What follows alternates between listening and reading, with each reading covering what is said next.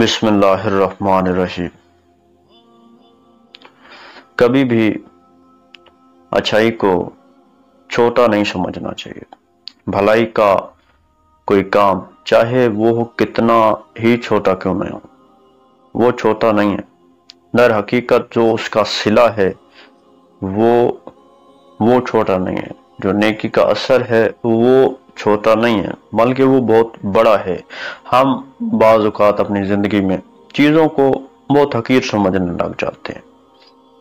हम छोटा सा काम अगर कहीं नेकी का कर सकते हैं तो हम इस वजह से अगर नहीं करते कि इसकी कोई अहमियत नहीं है, तो इस बात का मतलब कि हम अच्छाई का मौका हाथ से जाने दे रहे हैं।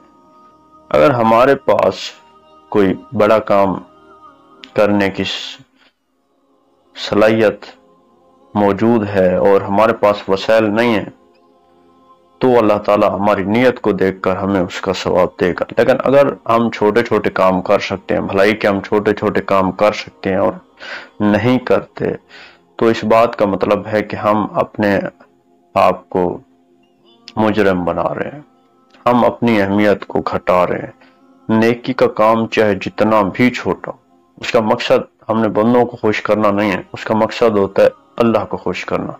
जब हम ये चीज़ अपनी निगाह में रखेंगे और हम नेकी के काम करेंगे और ये सोच अगर वो पूरे मुआशरे में फैल जाएगी, तो फिर कतरा कतरा मिलकर दरिया और फिर समंदर बन जाता है। तो इसी तरह छोटी छोटी अच्छी चीज मिलकर अच्छाई का समंदर बन सकता है।